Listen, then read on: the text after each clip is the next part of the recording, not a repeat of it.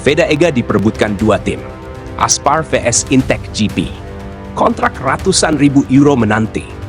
Bayangkan, seorang pembalap muda Indonesia yang sebelumnya harus berjuang untuk mendapatkan tempat di panggung dunia, kini justru berada di posisi yang diimpikan banyak pembalap.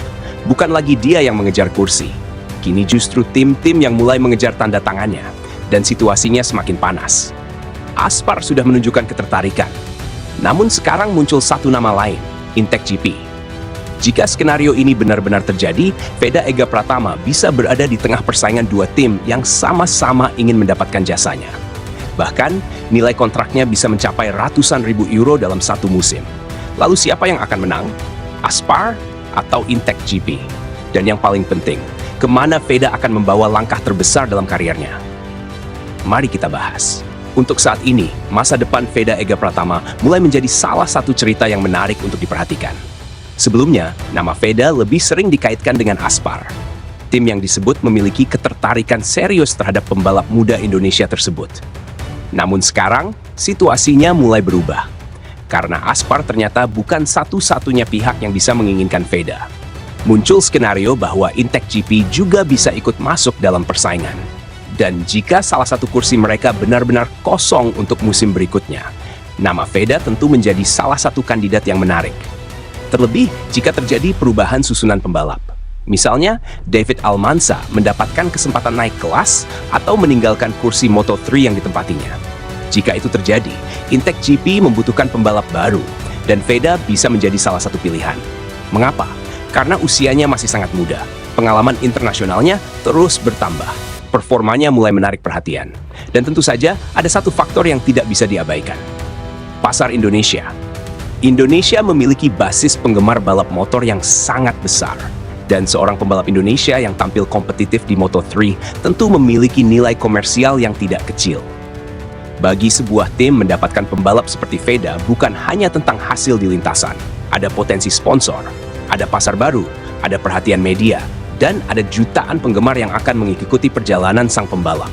Karena itu, jika Aspar memang benar-benar serius terhadap Veda, mereka tentu tidak ingin terlambat. Mereka harus bergerak sebelum tim lain datang dengan tawaran yang lebih menarik. Dan disinilah, perang kontrak bisa dimulai. Dalam skenario yang beredar, Aspar bisa saja menawarkan proyek jangka panjang kepada Veda. Misalnya kontrak selama 2 tahun, dengan nilai dasar sekitar 400.000 euro per musim. Angka tersebut tentu masih berupa skenario.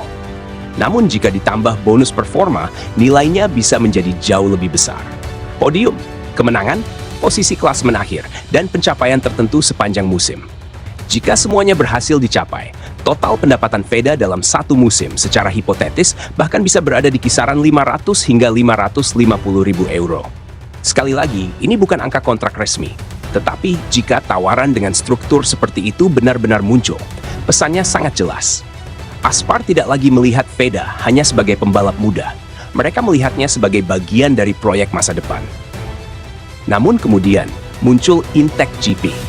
Dan mereka bisa datang dengan pendekatan berbeda. Jika benar-benar kehilangan satu kursi, mereka harus bergerak cepat.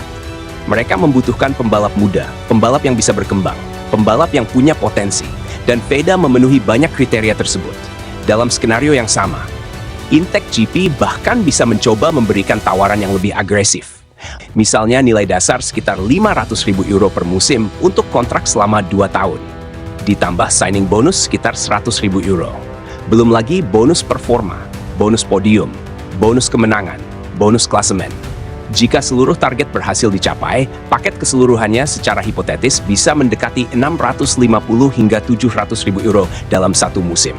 Sekali lagi, angka tersebut hanyalah gambaran skenario, bukan kontrak yang sudah dikonfirmasi. Tetapi bayangkan jika perang seperti ini benar-benar terjadi. Veda akan berada dalam posisi yang sangat berbeda.